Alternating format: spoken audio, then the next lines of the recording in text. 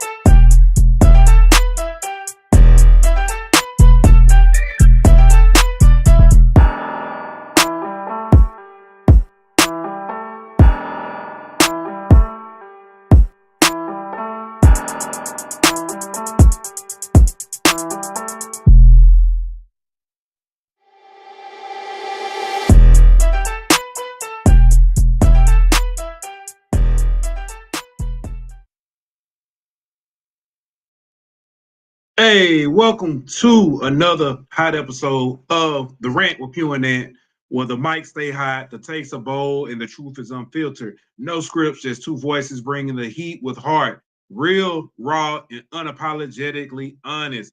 What's good with you, my boy? Go ahead and help you out there. What's good with you, my boy? Man, what's happening with it, dog? Hey, man, it's been did he miss that field goal? Oh no. My bad. I was checking on the parlay. Man, it's been a great weekend for football. The Pough household is undefeated this weekend. I just want to throw it out there.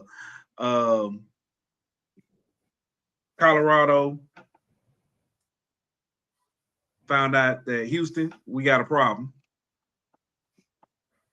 Dylan decided he was going to take over a game.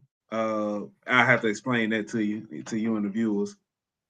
And Alabama A&M pulled off the victory in the inaugural Legacy Series against Tennessee State. I know we'll talk about that on HBCU, but man, it was a great weekend. And LSU's defense got a big win on Saturday night. I did say that correctly. Well, what's up with you, man? How you enjoy the weekend? Man, I've been nonstop all weekend. Went to Haynesville Friday, called that game. Went back to Haynesville Saturday for some wifey duties, I guess. Had to, be the husband of the year and stuff. And then today I just been trying to watch some football, but she put me to work again. So you know how I go, man. Nonstop. But man, we got some good games to recap. It was some games that I was thinking about. We should start a series for the recaps called "This Shouldn't Have Happened," because we could talk about some games where they shouldn't have been close. They shouldn't have been games at all, but they end up being good games. But nah, man, I ain't gonna hold you, man. Let's go ahead and get to it. But first, y'all know what we gotta do. We gotta give a shout out to our sponsors over at Kelly Creations. Kelly Creations, nobody does it better. We'll be back in 1 minute. Your brand deserves more than basic. It deserves bold. It deserves clean. It deserves Kelly Creations. From screen prints that pop, to embroidery that speaks volumes, to picture tees that tell your story, Donald D.K. Kelly does it all. Give him a call today at 225-202-2625 or shoot him an email at kellycreations225@gmail.com. That's KELLYKREATIONS225@gmail.com. And don't forget to tell them No Chill Sports sent you. Kelly Creations. Nobody does it better.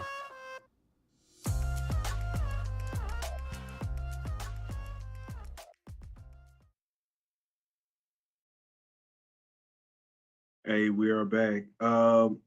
Man, I know we originally talked about this game. It was one that we had on our top 10 list as a game that I said I was really looking forward to, and it turned out to be an amazing game. Clemson, number 12 Clemson, suffers major defeat, losing on the last second field goal to Georgia Tech. Georgia Tech came into the game very physical, won on a walk-off field goal to knock off number 12 Clemson. And Georgia Tech is in the driver's seat, and it's hard for me to see anybody who's going to stop them. I see two teams who have a chance to slow them down, but Georgia Tech could walk into the ACC championship at this point. Yeah, I think they control their own destiny, as people like to say, when it comes to the ACC. I do think not too many people really had them thought that they could give them a good game, but it's been a while since they knocked off Clemson, so for them to do it and kind of solidify themselves as being one of the contenders in the ACC, that they really put out a big statement. And I don't really see anybody in the ACC on their schedule who's gonna give them much of a fight in terms of being able to knock off Georgia Tech. So I think you're right about them playing in that ACC championship game. For those of you who aren't aware, if this is their remaining schedule, they've got Temple, which isn't a conference game. They've got Wake Forest, who has struggled. They've got Virginia Tech, who just fired their coach today. We've got Duke, who hasn't looked good, lost to Tulane. You got Syracuse, who, although I think will be a good team, is not looking that good right now. We've got NC State, who, that's a toss-up game. You got Boston College, who's kind of improving or rebuilding. Pitt, who, I'm gonna be honest with you, I haven't seen Pitt sustain throughout the season since the 2020 season. And then you got Georgia, which is not a conference game. So that path, in my opinion, is wide open. I feel like I was pretty smart for picking them to be on the other side of that. Now, the other team who I thought they were going to play, I feel like a dummy because Clemson, that LSU win over Clemson is not looking as impressive right now. And Clemson is they're pretty much out of the playoffs unless they find a way to get into the AC. Well, I mean, they've got one loss, but they've got to play. I've got to even go back and look at their schedule. But you still got a Florida State, Miami that are still alive over there, who I think are probably more formidable opponents to run through the ACC. They don't play Miami, but they do play Florida State, Clemson, and they play SMU also. Who SMU look shaky because they struggled against Missouri State. Yeah, cost me some money. So, but man, that was a Missouri State is a game. That was one of them games I say it shouldn't have been. This shouldn't have happened. But yeah, that's a game. But anything else on this Clemson game before I move on to the next one? Nah, I'm good. Yeah. Next game on the schedule. We predicted this one. I did not see this game as a shootout. However, this game turned out to be a massive game in the SEC. Number 6 Georgia took on number 15 Tennessee. Georgia got the win in overtime, 44-41. Tennessee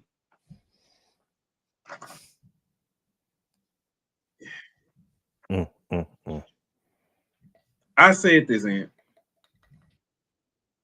You remember when Kirby Smart was building building Georgia, and he had that team primed and ready, and they looked like a team that couldn't be stopped until they played Alabama.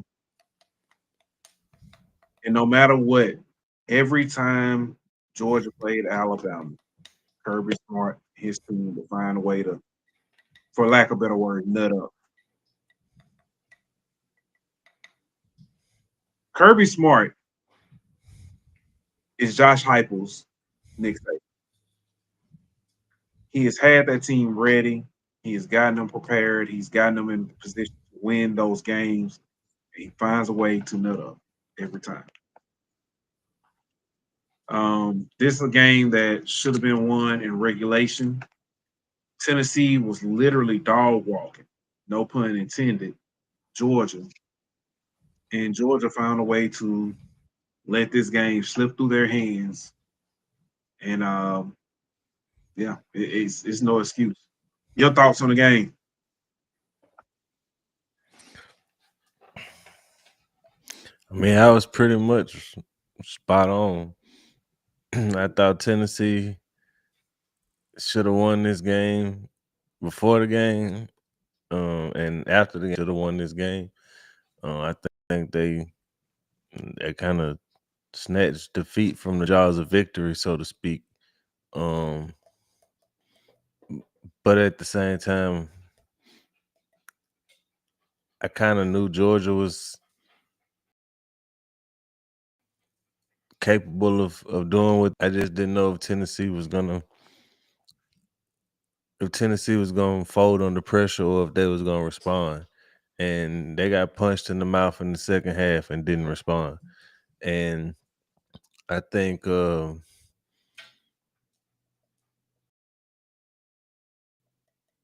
Tennessee to cover, like I said, I definitely think they covered it. But at the end of the day, if you're a Vol fan, you got to be kind of upset because you had the game and you gave it away. I did a teaser on Saturday. I'm finna read you my teaser.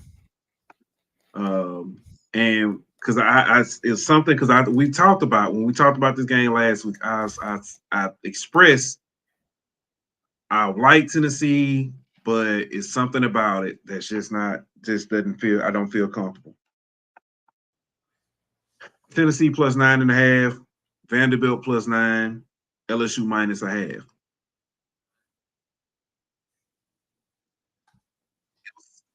And look, when Tennessee scored that first touchdown, I live bet Georgia money line. And got it at plus plus 1. And I just had a feeling, bro. Like, yeah, all week I've been saying Tennessee was gonna win, but after I seen how they went down and scored, and it was just too easy. I was like, yeah, Kirby ain't gonna like this, dog. Like, they're not gonna be able to do this all game.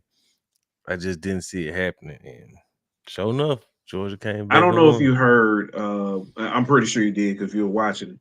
The announcer said that Kirby Smart prepared his team for this. He showed them clips of Tennessee doing this year in and year out, where they go down and score. But all Georgia has to do is kind of hang in there, stay around, and they'll find a way to get back in this game. What up, Key? Key says that that Georgia and Tennessee game was amazing, and it was. It might not have been the best game of the weekend, though. No, it wasn't. I think we're about to talk about it. But before we do, you got anything else on this Georgia Tennessee game? Do you think? I tell you what. I'm tell you what I did think when Tennessee started rolling and started scoring. I literally was like, Tennessee might still make the playoffs, and I still think they can. But I also was thinking, when was the last time Tennessee beat Georgia, Bama, and Florida in the same year? Oh shit, that's probably It been might a have been that long time 98 ago. season when they won the national championship with T. That Yeah, might be either that it's or the been a minute. 99 season after that. Well, I don't remember, but either way, man. But yeah. Well, oh, he fumbled. My bad. All right, moving on to the game I think was the best game of the weekend. Number 16, Texas A&M taking on number 8, Notre Dame. Yes, sir. Texas A&M went into Notre Dame a 7-point underdog. 6.5-point underdog, I believe, to be exact. And they came out with the outright win, 41-40. This game was thrilling. It was everything you want in a football game. If you're a Notre Dame fan, you're heartbroken. You had 2 weeks, or you had a whole summer before you played Miami. You had 2 weeks before you played Texas A&M. You still couldn't find a way to get it done. I said before the game, I said on Wednesday, when we talked about this would be a Marcel Reed breakout game. And yeah. What you got?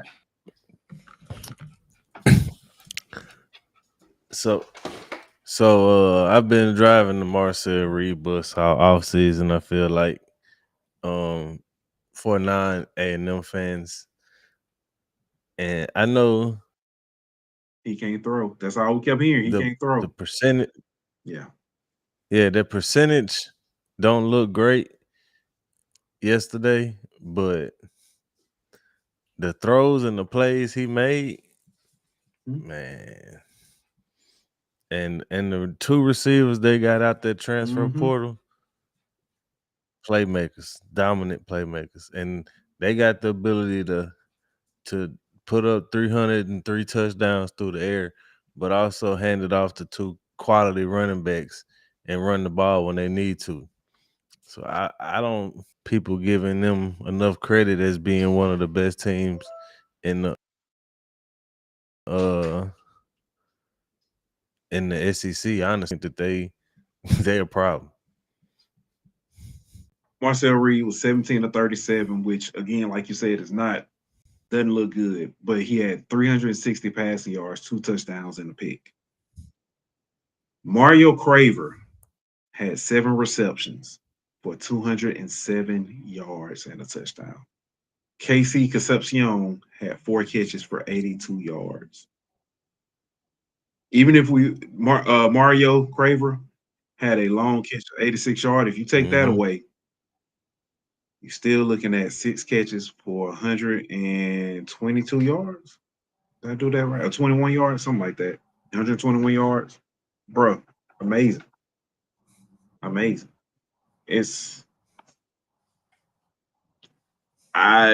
Texas A&M is a team to watch.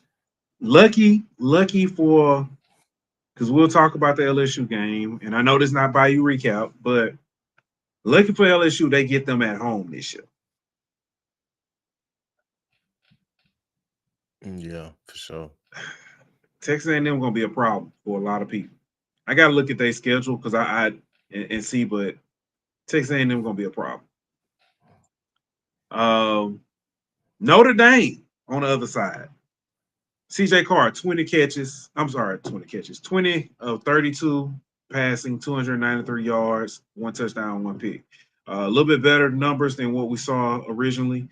Jeremiah Love finally made his debut against a top-ranked opponent.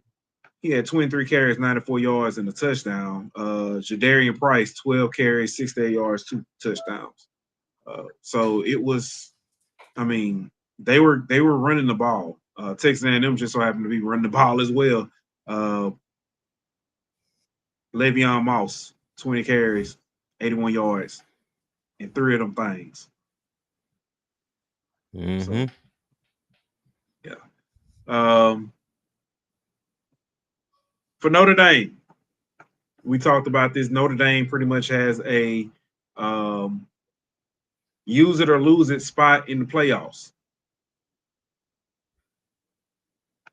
I think they lost it.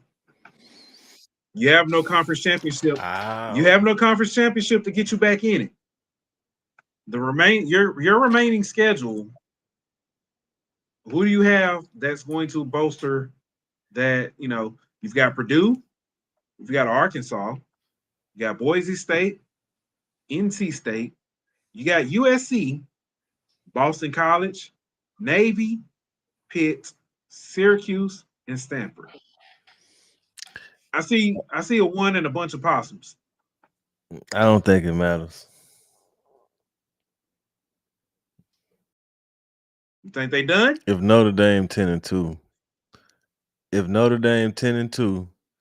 and they own Miami, who plays for the ACC championship, and Texas A&M, who goes 10-2 or 9-3 or something, they in the playoff, bro. I don't think they get in, bro. I don't think because normally I would agree with you. If this was last year, I would agree with you. Will Wallace says Texas A&M money spending is finally paying off. Yes, it is. I'm gonna tell you what I think the difference is though. They're spending money, but they also have somebody to develop that talent that they're spending that money on. But I'm gonna tell you why I don't think it matters. The conference, the CFP committee has stated, and they've put a strong emphasis on strength of schedule. Mm-hmm. I don't think that. Go ahead. I don't think that. You know what? I think I know where you're going, but I don't think that a win over Purdue or Arkansas, maybe USC will be an impressive win, but nobody else on this right now, if they win or win that game, I don't think that's impressive. What's called? Yeah, did the CFP say they're putting emphasis on strength of schedule? Strength of schedule, but they did, and I think I know what you, because they did mention that if a team loses to a top rank, it won't punish them as much. So I give you that. So like, however, last year Indiana made it. They didn't beat nobody worth nothing. And that's why they're changing the whole outlook of strength. That's correct. But Indiana also didn't have 2 losses to teams that could be in the playoff. They only had 1.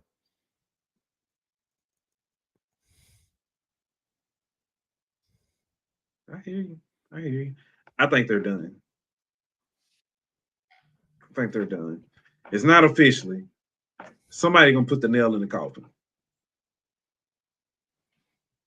We'll see. But that game in itself, amazing game.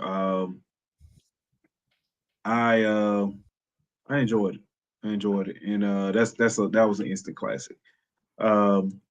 Next game that we have, South Florida versus number 18 South Florida versus number 5 Miami. Yeah, just keep going. Miami handled business. No comment. Yeah. I think we now have common opponent as far as Miami playing South Florida and Florida's playing South Florida. Miami takes on Florida this week. It's going to be a very interesting game because might be 3 weeks in a row seeing it. Well, nah, I don't think which call is going to get let go, but yeah, it's going to be interesting.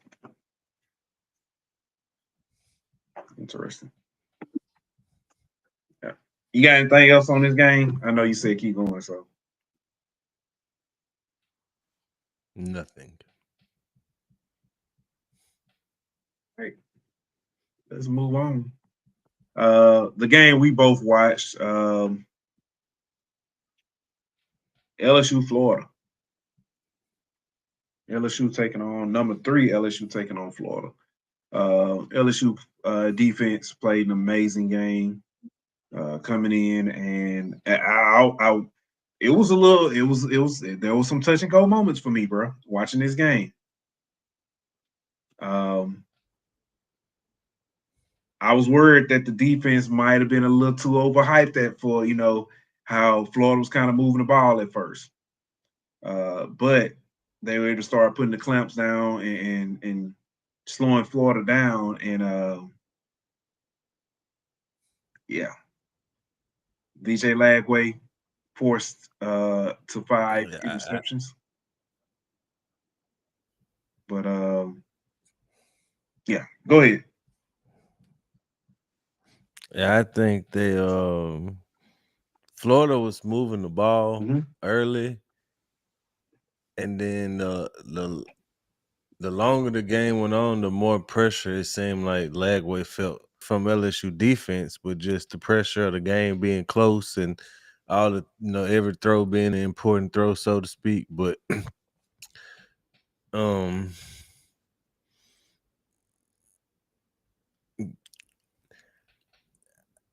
I know LSU won. Like, they gotta fix that offense, bro. You got 5 turnovers. Quick pass. You got 5 turnovers. One of them for a touchdown, and you could only manage 13 points on offense. Yeah, that ain't gonna cut it, dog. That ain't gonna cut it, bro. That's not gonna cut it. So they're gonna have to fix it before they get into a game with a real quality team on both sides of the. Through 3 weeks from Clemson and Florida, they aren't quality on both sides of the ball. Agreed. They're gonna have to hurry up. I don't know how much quality you'll have in Ole Miss, but they can score it. Yeah. Their defense isn't as good, but they can score it. So you're gonna have to hurry up and learn and do something quick.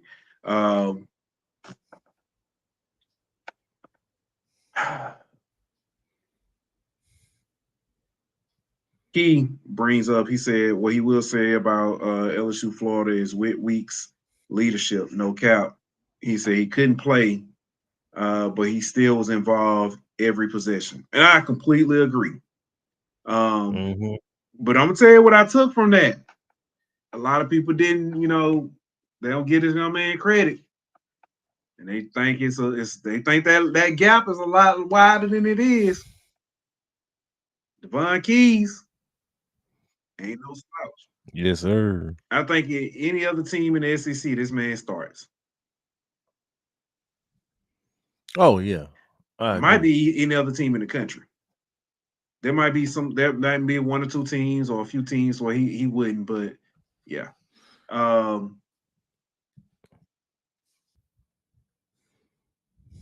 The conversation in Spaces last night, it was very interesting because people were saying that it was a wide margin between he and Whit Weeks, but the numbers look identical. Somebody posted, and I think it may have been you, the PFF grades, and Devon Keys was close or better in just about every category. So,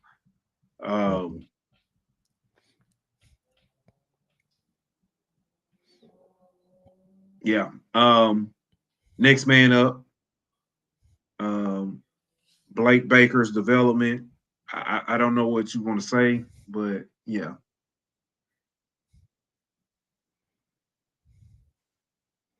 Yeah, I think Keys played out his mind last night.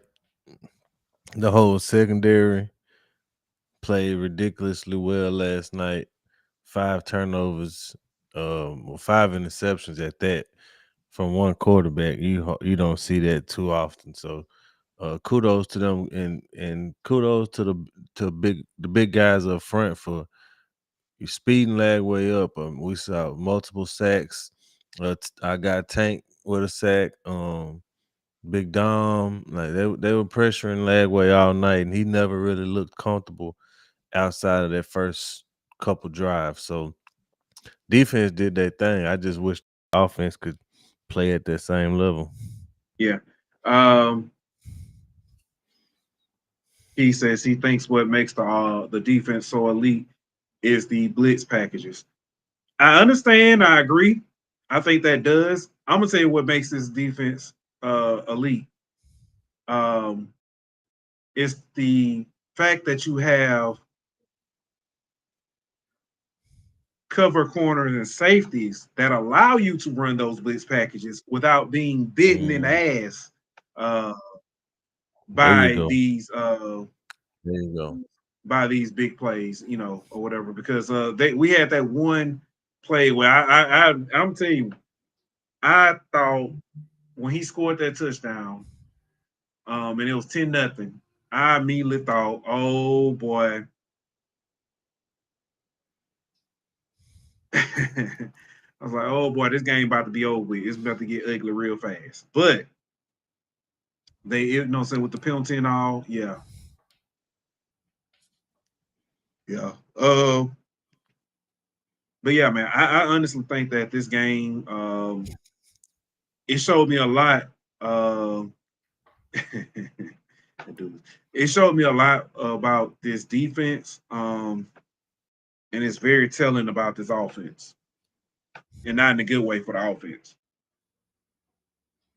Yeah, 100% agree with you. Yeah. Those were the 5 big games that we covered, that we originally covered. Best of the rest games that we saw this weekend. I didn't put it on the list, but I will say Houston taking on Colorado. I know I talked about it in the opener. This was a huge win for Houston. It wasn't the biggest as far as Willie Fritz at Houston, in my opinion. It wasn't the biggest. It wasn't even the biggest in his career, but I think this was one of the most important because this is the first time you at Houston in year 2. You're now 1-0 in the conference. You're undefeated. And if I'm not mistaken, Houston's win total was scheduled at 5.5. They are at 3 wins already. So, yeah, I think that was a good win, good showing by that Houston defense as well, man. They're looking like maybe the best, if not definitely one of the best defenses in that conference for sure. You know, it's funny. There's the difference is that Houston's offense is putting up points, but the offense is a little, in my opinion, it does kind of get stalled at times. Shout out to that kicker though, knocked down, if I'm not mistaken, 5 of 6 from 50 yards. So it's amazing, and I honestly feel like that Houston offense, LSU offense, and well, let me put it like this: the Houston LSU parallels are very interesting to me. I was gonna say here, it must be something having an offense. It's funny. Um, ironically, you also had the 2 safeties that were traded. Jordan Allen going to Houston and Halsey going to LSU. Halsey had an interception, and Jordan Allen, he almost had a pick himself on Friday. Hey, Donald, what's good? Yes, he is. He actually had a big hit on one of the kickoffs. Got a good tackle and stuff. So it's good to see that. I hadn't even talked to him today to see how he feel. I messaged him yesterday to sent him Dylan's videos and stuff. So, but yeah. Other games, man, that from this weekend. Well, the backyard brawl was crazy as usual. Man, I just knew Pitt was going, but that's dog is anything can happen, bro. That's what make them so fun. But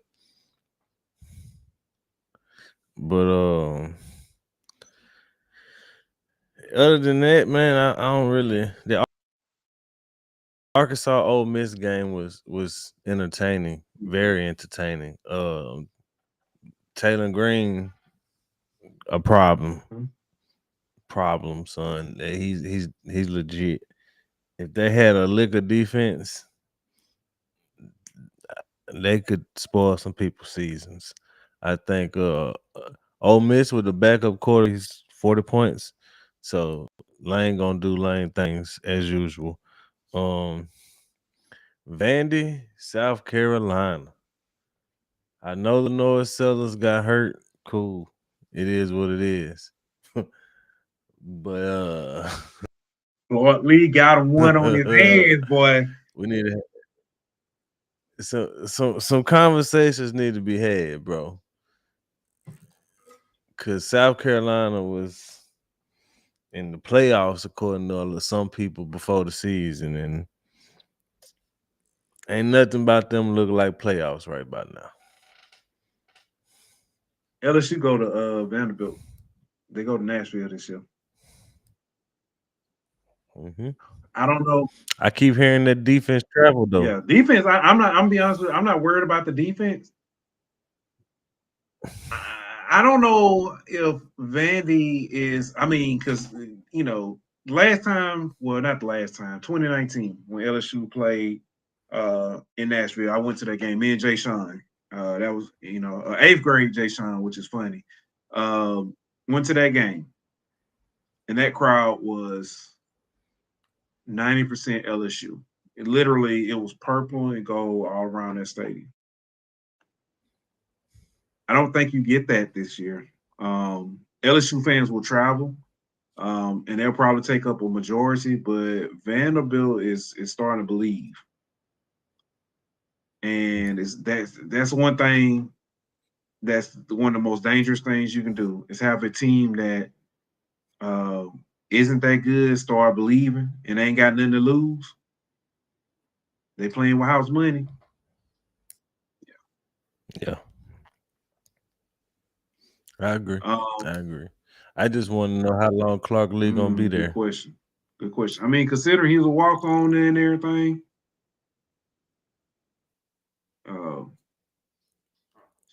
Yeah.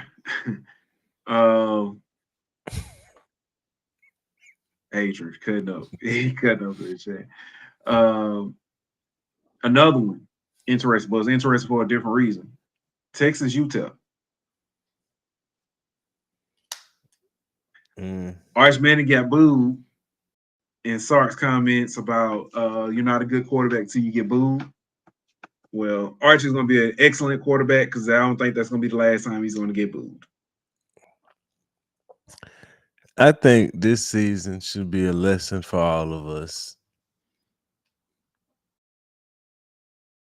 Let's just let it play out on the field. Let's just let it play out on the field. When you say all of us, define us. Because we have been saying a lot of people. I'm not just talking about Arch. I'm not just talking about Arch. I'm not just talking about because we was hearing Nussmeier going number 1 overall, and he went. Nigga was gonna go number 1 overall, win the Heisman, and DJ Lagway was gonna win the Heisman, and Lenore Sellers was gonna win, and Arch, and ain't none of them looked good. You're absolutely right. You're absolutely right.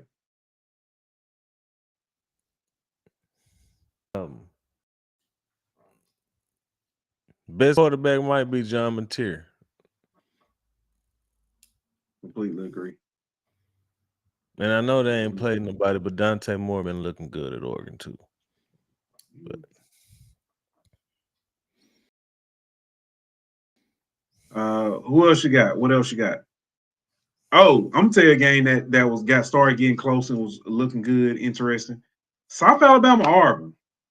Yeah, that cost me some money. Yeah, South Alabama.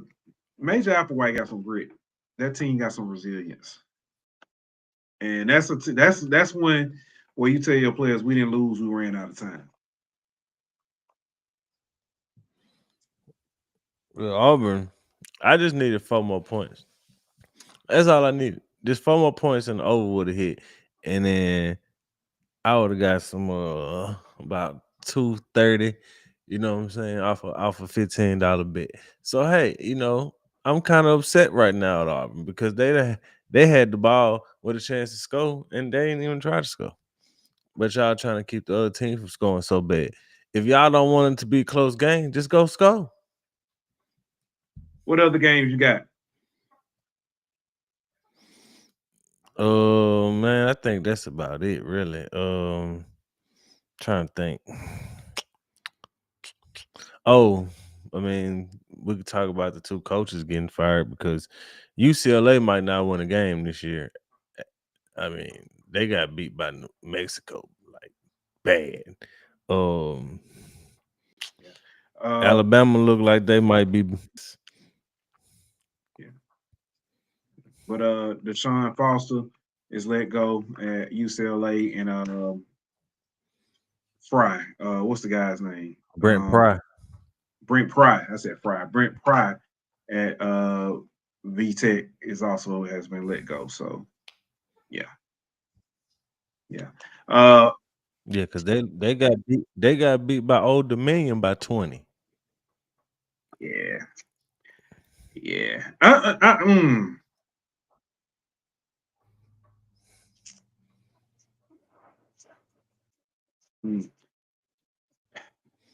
Another team.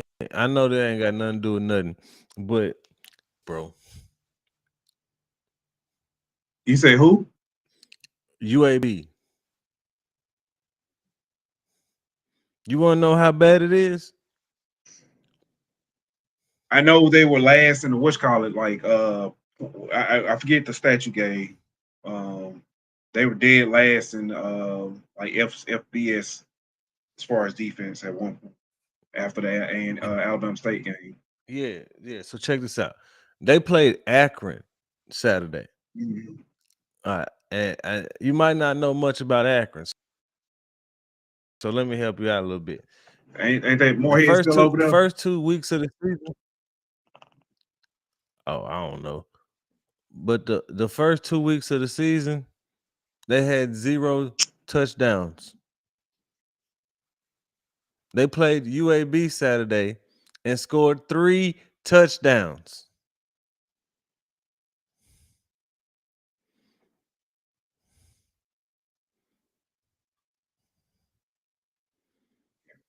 They scored 28 points on UAB. They had not scored a point all season.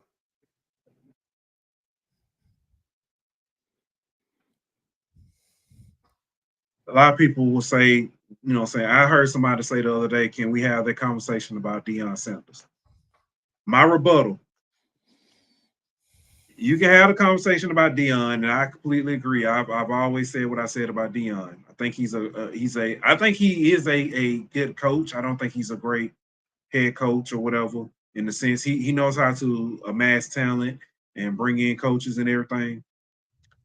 However, before you have that conversation about Deion, I think you need to have a TED talk, a sit down, a symposium, whatever you want to call it, about Trent Dilfer at UAB. Yep. Yeah. So tell me the difference between the two, and I'll leave it alone. But yeah, that's all I can say about that one. No more words on that one. That's all I got, man. As far as college go, we quickly recap the NFL. But first, what's up, Mike? Me at Mike did come in and say Alabama A&M won. You called it. I didn't see that winning. Yeah, man. I'm a rep from a school, so it was good. Hold on. Key, you talking about NFL or college? Key said, what was y'all's top 3 games of the weekend? If you talking about college,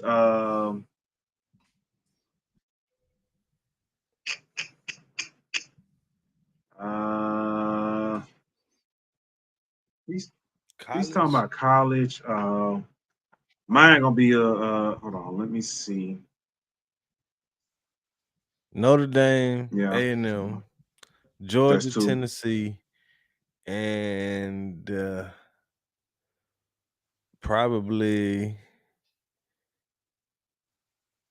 Georgia Tech, Clemson. Or no, Ole Miss, Arkansas. I'm gonna take Georgia Tech, Clemson. I agree. I don't think you know what's called, but that would be my top 3. If you really want to get funky, it was just more scoring. Yeah, if you really want to get funky with the Key, this ain't on a lot of people's radar. I had to go back and watch it. That North Carolina A&T. And I know we'll talk about HBCU, that North Carolina A&T Hampton game, because to tie it up, just to tie it up. Man, yeah. I mean, Graham, even though Crook finna take me out for this, and it shouldn't have been a good game. Grambling, Kentucky State was a hell of a game. Yeah. I mean, they scored with 10 seconds left to send it to overtime. Like, I mean, that's hell of a matchup. Yeah. I talked about it Saturday morning on the I said Grambling should be able to handle this game, because literally Kentucky State literally just started using a modern offense like 2 years ago, bro. They were still running like wing T. Mm-hmm. Triple they option, got one now though, my boy. Oh yeah. But let's take a quick break. We'll come back, recap NFL, and then we'll get up out of here. Let's give a shout out to our partners over at W. W, your taste buds' favorite energy drink. We'll be back in 1 minute.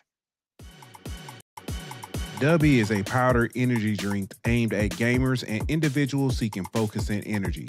It's known for its clean ingredients, no jitters, and various flavors. W is also available in a hydration formula for those needing electrolyte. W achieves its smooth, effective focus with a high-end tasting experience while using no sugars, no fillers, no artificial colors or dyes. Try W today by scanning the QR code you see on the screen, or visit them on the website at bit.ly/no-chill-W. W, your taste buds' favorite energy drink.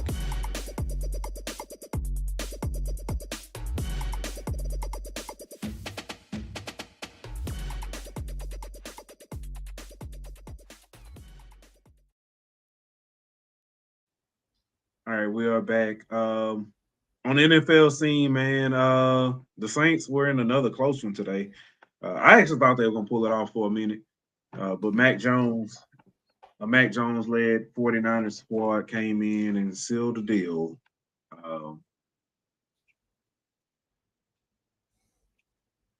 Match this with your initial expectations for this season. How do you feel about how the Saints have performed thus far in Kellen Moore's inaugural season? They've looked respectable. They've looked competitive. But that's kind of how I expected them to be. I mean, I didn't expect them to get blown out. It's the NFL. You got good players on both teams every week, so it's not ever gonna be like week in, week out. You just getting 40 piece. You know what I mean? But I think they showed this week that they just don't have enough pieces to really go win games week in and week out. Like they can be in games, and the only way they gonna really win games is if the other team screws it up. You know what I'm saying? Like, I don't think the Saints can really just go out and flat out beat another team. You're gonna need some help from that other team. And I don't know if you can rely on that week in and week out. But they'll put up some points, they'll fight, they'll compete, but they just not gonna win very many games. Yeah, Key says at least it's fun to watch. I didn't even enjoy games last year. Yeah, facts. Joe Burrow has gone. He left the game early. Something with his pinky toe. I think a ligament or something. But Jake Browning came into the game, and I was listening because I had a teaser on this one as well. And all I heard was, and Jake Browning throws his third interception. I changed the radio station. I ain't want to listen no more. I started listening to an Audible book, and then tuned back in and saw that they came back and won. So it was good to see, good to hear. Yeah, he just needed to let Chase Brown score, but it's all good. My parlay will recover. The Giants, Malik Neighbors. Dog, I feel sorry for anybody who going up against him in fantasy today, dog. And on that last drive, it was like Russ was just like, F it, Malik down there somewhere, bro. Yeah, got the end up losing in overtime to the Cowboys. Cowboys are going to the Super Bowl. But Malik Neighbors, 9 catches, 167 yards, 2 touchdowns. Wan'Dale Robinson, 8 catches, 142 yards, 1 touchdown. Russell Wilson, 40 for 30, 30 for 41, 450, 3 touchdowns and a pick. Dak had a very respectable 38 of 52, 361, 2 touchdowns and a pick as well. So, yeah.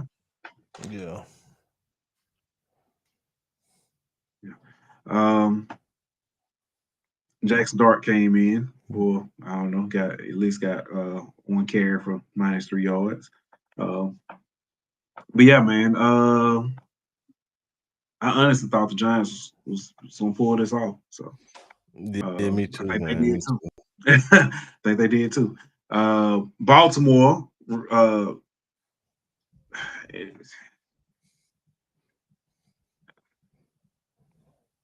I don't even know what to say about Cleveland at this point. If I wouldn't have bet on Derrick Henry, he would have had 200 rushing yards. But instead, some dude you ain't never heard of had 2 catches and 2 touchdowns. The Seahawks showed DK they ain't need him with a 31-17 win over the Steelers. The Patriots got a 33-27 win over the Dolphins. Shout out K-Shon. The Bears. Let me look at that. What did K-Shon do today? His Diddy. That's what he did. 1 for 16 and a touchdown. So, but he's become a staple in that offense. So, what was I talking about? Oh, the Lions. Welcome back Ben Johnson with a 52 piece. They said they was gonna do him something dirty, but damn. Yeah.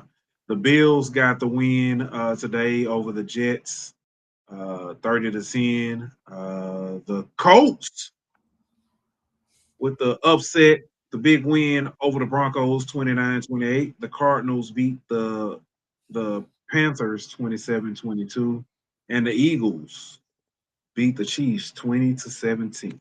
Right now, Atlanta is taking on Minnesota 6-3 right now with under 2 minutes in the second. Getting ready to go to half. That under 22 and a half first quarter is about to hit, and I can't be more thankful. But go ahead. What you trying to say? That Daniel Jones is 2-0 and the Giants are 0-2. That's all. I just want to say Dayball is the problem. Maybe as a head coach he is. But I don't think today was his fault. No. But it's oh.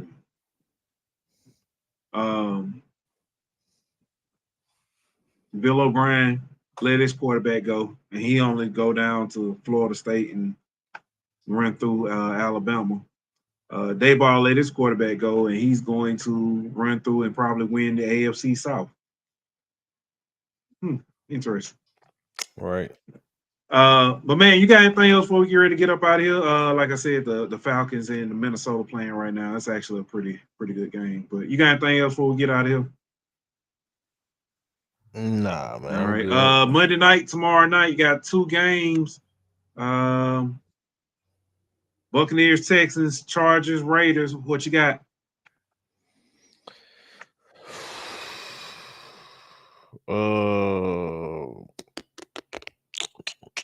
Buccaneers. That's tough. I think I'm gonna go with Bucks Chargers. Who you got? Which one? Oh, actually, these both games. That one comes on at 4:00, or I'm sorry, 6:00 your time, and then the Chargers Raiders is not. That's what I'm saying. I got the Bucks. Oh, you I said got the Bucks Bucks Chargers. winning, Oh, and then I got the Chargers. Yeah, my bad. Long day. Bucks Chargers. Just to be different, I think Pete Carroll. I think he continues his harassment of Harbaugh, and I'm gonna take the Raiders. So I'm gonna go Bucks Raiders. Okay, I can see it.